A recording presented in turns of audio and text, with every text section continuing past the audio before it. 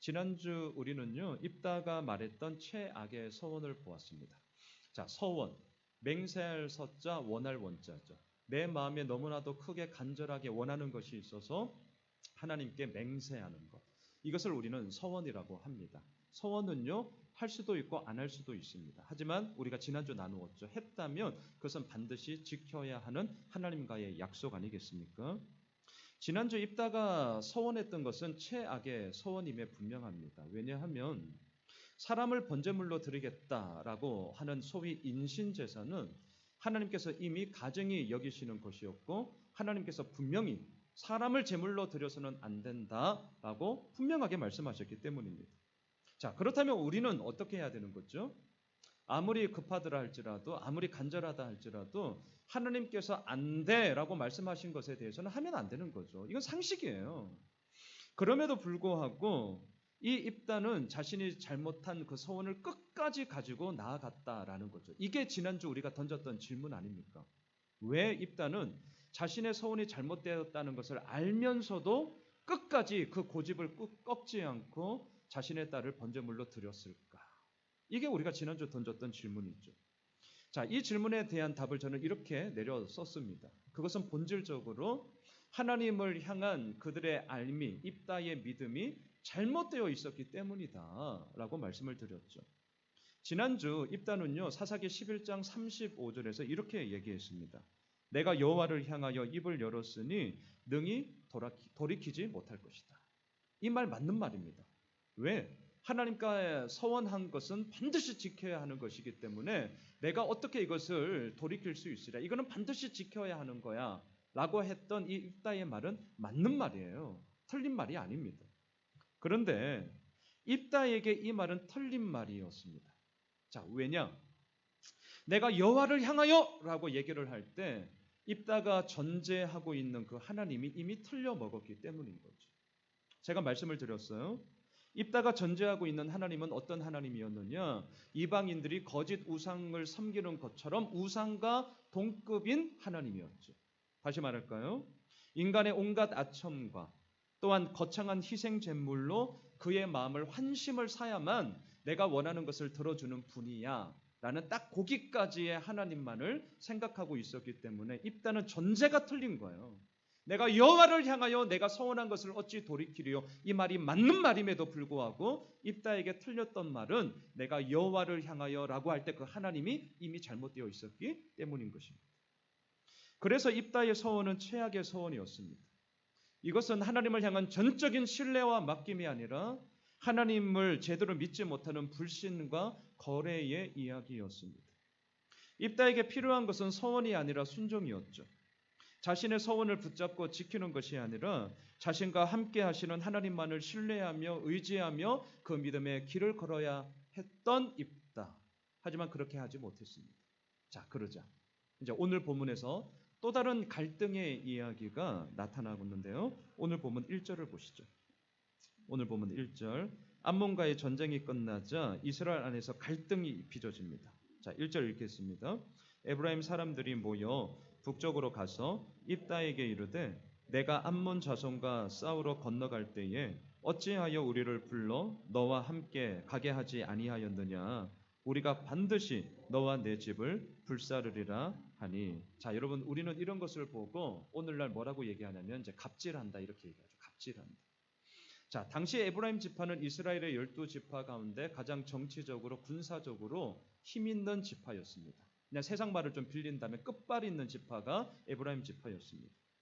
창세기 41장에 보면 에브라임은 둘째 아들이었음에도 불구하고 그의 형이었던 므낫세보다 훨씬 더 큰 축복을 할아버지 야곱으로부터 받게 됩니다. 또한 출애굽을 하고 난 이후에 가나안 땅을 입성하는 데 있어서 가나안 정복의 영웅이 누굽니까? 여호수아였죠. 여호수아가 무슨 지파냐? 에브라임 지파였어요. 자, 그러다 보니까 우리 지파는 특별해. 우리 지파는 다른 지파 사람들과는 달라라는 아주 자기들만의 자긍심으로 꽉 차 있었습니다. 그럴 수 있어요. 자긍심으로 꽉 차 있다는 거 무조건 틀린 것 아닙니다. 그럴 수 있습니다. 하지만 문제는 뭐냐면 이들의 자긍심이 도를 넘어 교만과 자만이 되어져 버렸다는 거죠. 다른 지파들 사람들을 항상 바라볼 때 멸시와 천대의 눈으로 야 너희들은 나한테 별것 아니야. 감히 너희들이 뭐라고 나한테 나와 비견할 수 있겠냐라는 식의 우월감으로 이들이 빠져버렸습니다. 그러니까 어떻습니까? 오늘 보면 1절에서 전쟁에서 승리를 하고 돌아온 입다를 향하여서 시비 거는 거예요. 시비 거는 내용이 뭡니까? 네가 암몬 자손과 전쟁하러 갈 때 왜 우리 안 불렀니? 이 시비를 지금 걸고 있습니다. 자, 저를 보세요. 역사는 반복됩니다. 역사는 반복돼요. 그런데 이왕이면 좋은 게 반복되면서 더 나은 발전과 성장을 이루면 얼마나 좋겠습니까? 하지만 우리가 지난 역사를 쫙 돌아보면요. 좋은 것은 반복되기 참 힘든데 잘못된 것은 인간의 야욕과 야망과 욕심과 욕망의 이야기는 배우지 않아도요. 인간의 본능이 워낙 악하기 때문에 죄악된 본능을 갖고 있기 때문에 너무나 빨리 배우고 반복된다는 거죠. 오늘 본문의 에브라임 지파도 마찬가지입니다. 소위 에브라임 지파의 이 갑질이 오늘 본문 사사기 12장에서 처음 나온 것이 아니라 여러분 기억해 보시면 이미 우리가 보았어요. 사사기 8장에도 이 갑질이 이미 나왔었습니다. 앞에 스크린을 한번 보시죠. 자, 사사기 8장 1절을 우리가 같이 한번 읽겠습니다. 시작. 에브라임 사람들이 기드온에게 이르되 내가 미디안과 싸우러 갈 때에 우리를 부르지 아니하였으니 우리를 이같이 대접함은 어찌 됨이냐 하고 그와 크게 다투는지라. 배경이 뭡니까? 기드온이 미디안과의 전쟁에서 이기고 돌아왔어요. 그러자 에브라임 지파가 다 이기고 나니까 그때서야 와서 얘기합니다. 야, 왜 전쟁하러 갈 때 우리 안 불렀니? 이 레파토리가 오늘 사사기 12장에도 똑같이 반복되고 있다는 거죠. 사사기 8장에서 사사기 12장까지는 대략 한 50여 년의 시간이 흘렀습니다. 한 50년이 흐른 거예요. 분명히 시간이 흘렀고 사람들 역시 바뀌었을 것입니다. 그럼에도 불구하고 시비 거는 레파토리는 예나 지금이나 50년이 흘렀는데도 똑같아요. 왜 전쟁에 나갈 때 우리 안 불렀니? 똑같아요. 똑같아요. 여러분, 왜 이렇게 역사가 흘렀음에도 불구하고 시간이 지났음에도 불구하고 이놈의 레파토리는 이놈의 갑질은 시간이 지나나 지금이나 예나 지금이나 똑같은 것일까요? 이거 정말 우리가 깊게 생각해 보셔야 됩니다. 8장 1절을 다시 한번 잘 보셔요. 답이 나와 있습니다. 이 부분에 대해서는 이미 제가 사사기 8장 강해 설교할 때 더 깊게 좀 다루었는데요. 자, 1절 후반절에 보시면 뭐라고 얘기합니까? 우리를 이같이 대접함은 어찌 됨이냐. 이것 때문입니다. 이 문장을 한 단어로 제가 이렇게 바꾸었죠. 자존감이에요. 자존감. 자존감의 문제입니다. 자존감 또는 존재감이라 할 수 있겠죠. 자, 존재감. 이거 아주 중요합니다. 만일 나에게 존재감이 없다. 그러면 이렇게 생각할 거예요. 내가 왜 여기에 있지? 내가 도대체 무슨 일을 지금 하고 있는 건지? 이 질문에 대해서 내가 답을 찾지 못하면 절망에 빠져서 결국 허우적될 것입니다. 반대로 존재감이 나에게 너무나 많다. 그렇다면 어떻게 하느냐? 본인이 안 해도 되는데 때로는 굳이 그 일을 다 합니다. 그리고 하지 말아야 할 것도 때로는 함으로 말미암아 다른 사람들로부터 이런 얘기를 듣죠. 야, 저 사람 왜 저렇게 나대냐? 너무 많이 나댄다. 그거는요, 존재감이 많은 것뿐만이 아니라 그 일을 통해서 나의 존재감을 찾을 수 있기 때문에 그렇게 나대는 것이죠. 자, 이처럼 존재감의 문제는 우리 모두에게도 너무나 중요한 것입니다. 저도 마찬가지입니다. 남들이 저 알아주면 너무 좋아요. 가끔 선배 목사님들을 만납니다. 그럼 이런 말을 듣죠. 양 목사, 야, 교회 개척하고 야, 너 참 수고 많다. 그래도 들려오는 소식이 너무 좋더라. 기대하고 정말 축복하고 기도할게. 자, 이런 얘기들을 들으면 어떨 것 같습니까? 너무 좋죠. 너무 힘이 되죠. 왜요? 그런 칭찬과 인정을 통해서 저 역시 나 자신에 대한 양순원 목사의 존재감을 그런 말들을 통해서 확인하기 때문이에요. 다른 게 아닙니다. 우리는 이 굴레 속에 살아가는 존재입니다. 그런데 문제는 뭐냐? 이러한 존재감에 대해서 많은 사람들은 칭찬을 받으면 좋아하고 싫은 말 들으면 기분 나빠하고 짜증내고 그럴 수 있어요. 그런데 여기까지, 소위 이 지점에까지만 멈춘다는 거죠. 이 지점에만 멈추게 되면 문제는 뭐냐면 존재감의 양극단인 교만과 절망 가운데 이 둘 중 하나에 빠질 경우가 너무 농후합니다. 이게 우리에게 문제예요. 제가 일전에 말씀을 드렸습니다. 교만은 뭐냐? 자기 존재감의 무한 확장입니다. 자기 존재감의 무한 확장. 자, 예를 들어 볼까요? 지금 하고 있는 사업이 잘 되시면 어떠세요? 내가 회사에서 승승장구하면서 날마다 인정받으면서 다른 사람들로부터 스팟라이트를 받으면 어떠세요? 우리 아이들이 다른 집, 옆집 애들보다 훨씬 더 공부 잘하고요. 스카이 대학 들어가고요. 좋은 직장 들어가고요. 떵떵거리면서 살아가는 자녀를 둔 부모 어떻습니까? 기분 너무 좋죠. 어깨에 힘이 들어갈 겁니다. 더 과하면 눈에 뵈는 것들이 점점 사라지겠죠. 자기 잘난 맛에 살아가겠죠. 그리고 자기의 그러한 존재감들을 무한 확장시키면서 봤지? 우리가 이 정도야. 우리 애들이 이 정도야. 이렇게 무한으로 막 확장시켜 나가죠. 그게 뭐냐고요? 교만이에요. 반대로 절망이 있습니다. 절망. 절망이 뭐죠? 자기 존재감의 무한 확장에 대한 실패예요. 실패.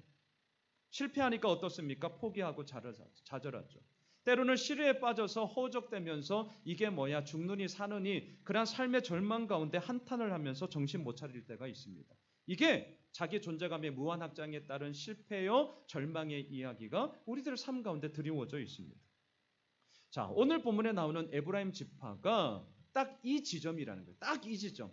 좋은 얘기 들으면 좋아하고 싫은 얘기 들으면 짜증낼 수 있거든요. 오케이, 저도 그래요. 하지만 여기에만 머물면 안 된다는 거예요. 그런데 에브라임 지파는 딱 여기까지였죠. 그리고 이제부터 우리가 보게 될 입다 사사 역시 안타깝지만 딱 여기까지였습니다. 그러니까 어떻게 되느냐? 나름 힘 있다고 생각하는 에브라임 지파는 50년 전이나 지금이나 똑같은 레파토리로 교만을 떨면서 트집 잡고 시비 걸고 있습니다. 사사기 8장에서나 오늘 보면 12장에서나 똑같아요. 이 문제가 해결이 되지 않았기 때문이죠. 또한 입다는 어떻게 하느냐? 걷는 놈 위에 뛰는 놈이 있고요. 뛰는 놈 위에 나는 놈이 있고 나는 놈 위에 업혀가는 놈이 있잖아요. 그런 것처럼 이 입다가요. 이 에브라임 지파보다 더 큰 힘을 가지고 눌러버려요. 오늘 보면 2절과 3절을 보십시오. 2절과 3절. 자, 눌러버리는 이야기가 나오는데 같이 읽습니다. 시작. 입다가 그들에게 이르되 나와 내 백성이 암몬 자손과 크게 싸울 때에 내가 너희를 부르되 너희가 나를 그들의 손에서 구원하지 아니한 고로 나는 너희가 도와주지 아니하는 것을 보고 내 목숨을 돌보지 아니하고 건너가서 암몬 자손을 쳤더니 여호와께서 그들을 내 손에 넘겨 주셨거늘 너희가 어찌하여 오늘 내게 올라와서 나와 더불어 싸우고자 하느냐 하니라. 입다가 아주 분명하게 말합니다. 이 2절과 3절을 제가 이렇게 바꿔볼게요. 들어보십시오. 싸우러 갈 때 너희들을 내가 왜 안 불렀냐? 내가 너희들 분명히 부르지 않았냐? 내가 너희들에게 도와달라고 구했는데 안 온 건 너희들이 안 온 것 아니냐? 나는 내 목숨 내놓고 죽을 둥 살 둥 온 마음을 다하여서 온 힘을 다해서 전쟁에서 싸웠다. 그리고 이겼다. 야, 근데 이기고 나니까 이제 와서 우리를 왜 안 불렀냐고 얘기한다고? 너 미친 거 아니야? 지금 와서 지금 이 무슨 시츄에이션이냐? 도대체 나한테 왜 이러는 거야? 너희들 심보가 도대체 뭐니? 이거예요. 이게 지금 우리가 읽었던 2절과 3절의 내용입니다. 이렇게 말하는 입다의 마음이 저는요, 말씀을 묵상하면서 100% 이해됐어요. 그렇지 않겠습니까? 게다가 지금 입다는요, 전쟁에서 이겼지만 결코 승리의 기쁨을 누리지 못했습니다. 왜냐하면 자신의 잘못된 소원으로 말미암아 하나밖에 없던 딸을 번제물로 드리지 않았습니까? 지금 잔치집이 아니라 초상집이에요. 옷을 찢으며 어찌할꼬 절규가 있었고 참담하다 괴롭다 한탄과 한숨을 푹푹 내쉬면서 전쟁에서 승리했음에도 불구하고 승리를 누리지 못하는 그 입다를 향하여서 오늘 에브라임 지파가 얘기하는 겁니다. 상처에 소금 뿌리고 있는 거죠. 우리가 반드시 너와 내 집을 불사를 것이다. 1절 후반절에서 에브라임 지파가 이렇게 시비를 걸었어요. 여러분, 딸이 뭘로 죽었다고요? 번제물로. 번제물이 어떻게 죽는데요? 불로 타 죽는 거잖아요. 자기 딸이 불로 죽었어요. 그 불로 죽은 상처를 가지고 있는 그 애비한테 이 에브라임 지파가 시비를 거는데 뭘로 시비 겁니까? 너와 네 집을 불로 태워버릴 거다. 말이 되냐고요. 아니, 이게 인간입니까? 믿음을 떠나서 이거는 인간적인 예의상에서도 이러면 안 되는 거예요. 잊지 못할 자식이 죽었는데 어느 애비가 어느 애미가 잊어버립니까? 가슴에 묻는 그 상처와 아픔, 너무나 큰 불만 생각하면 눈물이 뚝뚝뚝 흐르는 애비예요. 그런데 그따 대놓고 너와 네 집을 불로 태워버리겠다? 에브라임 지파는 미친 거죠. 이건 말이 안 되는 거죠. 인간이라면 이렇게 하면 안 되는 것입니다. 그러니 이딴 식의 얘기를 듣고 있는 사사 입다가 얼마나 뚜껑 열렸겠어요.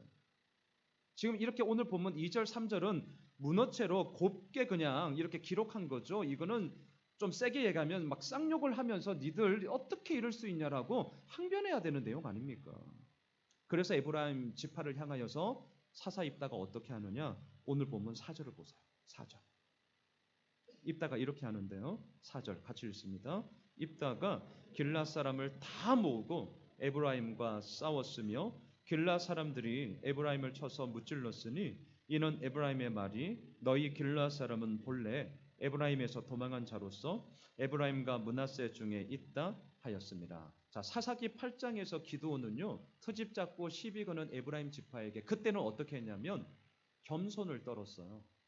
아우, 당신들이 거두고 땅에 떨어진 이삭이 내가 열심히 농사해서 정식으로 거둔 열매보다 훨씬 더 많습니다. 아우, 제가 뭐라고 당신들이 한 일과 비교할 수 있겠습니까? 당신들이 훨씬 더 낫습니다라고 납작 엎드렸어요. 기드온은 그때는. 근데 왜냐하면 미디안과의 전쟁이 끝나지 않고 미디안 왕을 끝까지 추격하고자 하는 그 타이밍 속에 기드온이 있었기 때문에 겸손이 아니라 겸손 떤 거예요. 기억나시죠? 겸손 떤 거예요. 하지만 오늘 본문의 입다는 다릅니다. 입다는 기드온이 아니에요. 이미 암몬과의 전쟁도 끝났어요. 더군다나 딸의 죽음이라는 크나큰 상처에 에브라임 지파가 트집 잡고 시비 거는데 상처에 소금 뿌리고 있어.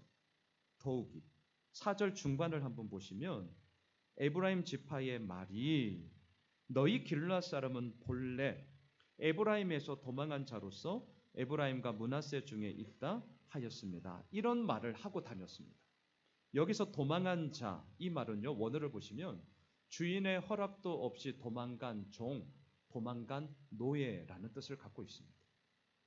그렇다면 에브라임 지파가 지금 길앗 사람들 사사 입다를 바라볼 때 시선이 뭐라는 거예요? 쟤들은 우리 밑에 있던 종놈들인데 야, 우리 허락도 없이 갑자기 야반 도주해서 도망치더니 지금 떵떵거리면서 저 모양 저 꼴로 살고 있는 놈들이야. 이거는 이 길앗 자손의 그 가문의 뿌리들을 모멸하는 완전히 인종차별의 발언이었습니다.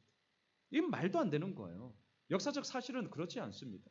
길앗 자손들은요 에브라임의 종, 에브라임의 노예가 아니라 므낫세의 아들 가운데 한 아들이었습니다. 그리고 그 후손들이 요단강 동편 땅에 정식으로 땅을 분배받아서 지금까지 살고 있습니다. 그런데 그러한 길앗을 향하여서 에브라임 지파가 말하는 거예요. 야, 쟤들은 원래 우리 밑에 있던 종놈들이야. 쟤네 아버지, 쟤네 할아버지, 쟤네 조상들은 우리 밑에 있던 노예들이다. 근데 우리 허락도 안 받고 야반 도주하더니 요단강 동편 땅에서 이제 좀 잘 먹고 잘 산다고 저 뻐기는 거 봐. 아우, 재수 없는 것들. 지금 이런 얘기를 한다는 거죠. 여러분, 누군가가 이런 얘기를 나에 대해서 더 열받는 건 뭐죠? 나에 대해서 오케이. 근데 우리 가족들을 건드리면 이제 열받잖아요. 뭐 그런 거 있잖아요. 부모님에 대해서, 내 새끼에 대해서 이런 얘기를 하면서 떠벌리고 다닌다. 가만히 있으시겠어요? 이거 가만히 있으면 안 되는 거예요. 어떻게 하시겠어요? 멱살 확 잡든지 아니면 허위사실 유포로 무고죄로 고소를 하든지. 자, 여하튼 말도 안 되는 거짓말과 소위 가짜 뉴스를 퍼뜨리고 있는 이 에브라임 지파에 대해서 우리는요 아주 엄정하게 대처할 겁니다. 이건 말이 아니거든요. 거짓말이에요. 오늘 본문의 입다 역시 마찬가지입니다. 그래서 우리가 4절을 보았죠. 열받았어요. 완전히 뚜껑 열렸어요. 그래서 길앗 사람들을 다 모읍니다. 그리고는 에브라임 지파와 싸움을 벌입니다. 5절과 6절을 보십시오. 한판 승부를 벌이는데요. 그 결과를 한번 보십시오. 5절과 6절 같이 읽습니다. 길앗 사람이 에브라임 사람보다 앞서 요단강 나루턱을 장악하고 에브라임 사람의 도망하는 자가 말하기를 청하건대 나를 건너가게 하라 하면 길앗 사람이 그에게 묻기를 네가 에브라임 사람이냐 하여 그가 만일 아니라 하면 그에게 이르기를 쉿볼렛이라 발음하라 하여 에브라임 사람이 그렇게 바로 말하지 못하고 십볼렛이라 발음하면 길라 사람이 곧 그를 잡아서 요단강 나루턱에서 죽였더라. 그때에 에브라임 사람의 죽은 자가 4만 2천 명이었더라. 4만 2천 명이 죽었습니다. 감이 오세요? 호메실 지금 살아가고 있는 호메실동 금곡동 이 호메실 지구의 주민등록상으로 통계를 보면 8만 8천 명. 8만 8천 명의 2분의 1이 이 전쟁으로 인해서 죽었다고 생각해 보세요. 우리 옆집 사람들이 다 죽은 거예요. 여러분 이거는 너무나도 큰 비극입니다. 민수기 26장에 보면 가나안 땅에 입성하기 전에 두 번째로 인구 조사했던 인구 통계가 나옵니다. 조건은 뭐냐? 20세 이상 전쟁에 나가서 싸울 수 있는 남자가 기준이에요. 그때 에브라임 지파의 인구 통계가 몇 명이냐면 앞에 스크린을 한번 보시죠. 민수기 26장 37절 같이 읽습니다. 시작. 이는 에브라임 자손의 종족들이니 계수된 자가 32,500명이라 이상은 그 종족을 따른 요셉 자손이었더라. 민수기 26장과 지금 우리가 보고 있는 사사기 12장 사이에는 대략 한 300년이라는 시간의 흐름이 쫙 차이가 있어요. 유목민이니까 자녀들의 그러한 자손을 놓고 양육을 하고 하는 부분에 있어서 많은 어려움이 있다는 것은 상식이죠. 하지만 가나안 땅에 들어가고 300년이 지났어요. 정착민이 되었습니다. 많은 인구의 수의 증가가 분명히 있었을 것입니다. 그럼에도 불구하고 제가 오늘 본문에서 좀 따지고 싶은 것은 뭐냐? 4만 2천 명이 한 자리에서 그것도 다른 나라와의 전쟁이 아니라 같은 동족의 손에 의해서 죽었다. 이거는 너무나 큰 비극이고 너무나 큰 아픔이고 이스라엘 역사에 있어서 씻을 수 없는 오점 아니겠습니까? 우리가 어제 5.18을 맞이하였죠. 아마 뭐 개인적인 여러 가지 많은 의견들은 있을 것입니다. 그럼에도 불구하고 우리가 이 땅을 살아가는 그냥 한 존재로서 그런 사건이 일어나면 안 되는 거죠. 정치, 뭐 다른 뭐 경제, 뭐 외교, 뭐 그런 관점을 다 떠나서 인간이라면 그것도 우리나라 백성이에요. 어떻게 그렇게 할 수 있냐는 것입니다. 더욱이 4만 2천 명을 오늘 본문을 보세요. 어떻게 죽였습니까? 발음하기도 어려워요. 쉽볼레. 이게 이삭 혹은 물줄기라는 뜻입니다. 이삭, 물줄기. 그런데 이 단어를 제대로 발음하느냐 못하느냐에 따라서 사람을 죽였다는 거죠. 예를 들면 제가 경상도거든요. 그러면 우리 흔히 드는 예 있잖아요. 예. 그렇죠. 자, 발음해 보세요. 살에서 나와 살.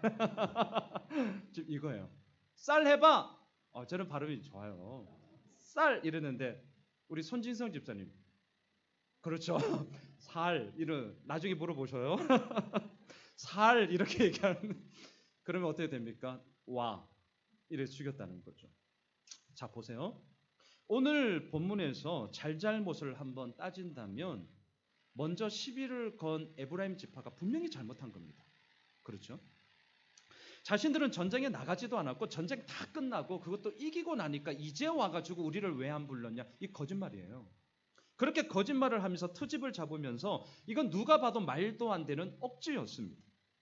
이거는 자신들이 가지고 있는 기득권으로 입다를 우습게 여기고 가나안 동편 땅에 살고 있는 사람들을 우습게 여기는 그런 에브라임 지파의 교만이었습니다. 이건 분명히 잘못된 거예요. 얘들은 잘못한 겁니다. 한편 이러한 에브라임 지파에 대해서 사사 입다 역시 반응을 했는데 어떻게 반응했느냐? 억울한 거 저 이해해요. 분명히 이해됩니다. 입다는 전쟁에 나가면서 에브라임 지파에게 도움을 구했는데 얘들은 도와주지 않았어요. 다 이기고 나니까 이제 와서 말도 안 되는 트집 잡고 억지를 가지고 자신을 공격하고 있어요. 완전히 열나는 거죠. 열불나는 거죠. 게다가 자기 딸이 불로 번제물로 죽었는데 협박하는 내용이 뭡니까? 너와 내 집을 불로 죽여버리겠다. 상처에 소금을 더 뿌리고 있습니다. 또한 길앗 너희들은 원래 우리의 종, 우리의 노예였는데 도망친 놈들 아니냐라고 길앗 가문의 뿌리를 모멸하는 왜곡시키는 그러한 엄청난 일들을 이들이 저질렀습니다. 그러면 누가 봐도 에브라임 지파가 잘못한 거예요. 이때 어떻게 하시겠어요? 문제는 누가 봐도 에브라임 지파가 잘못한 거거든요. 이때 어떻게 하시겠습니까? 정상적인 나라라면 이스라엘은 12지파의 연합 공동체였기 때문에 이 문제에 대해서 각 지파를 대표하는 대표자들을 소집해야 됩니다. 그리고 이러이러한 사실적인 근거에 의하여서 에브라임 지파에 대한 페널티를 주든지 제대로 진짜 뭐 좀 세게 말하면 추방을 시키든지 등등 그들의 법적인 절차에 따라서 이 문제를 공론화시켜서 논의하고 그에 따른 조치들을 취하면 돼요. 이게 정상적인 나라죠. 그런데 입단은 그렇게 하지 않았다는 거예요. 열불 나는 거 저 이해된다니까요. 뚜껑 열리는 거 이해됩니다. 하지만 그 이후의 반응이 뭡니까? 입단은 힘을 가지고 있었습니다. 길앗의 통치자로서 힘과 권세가 있었고 그를 따르는 사람들이 있었습니다. 그러니까 어때요? 하나님 앞에 무릎 꿇음이 없어요.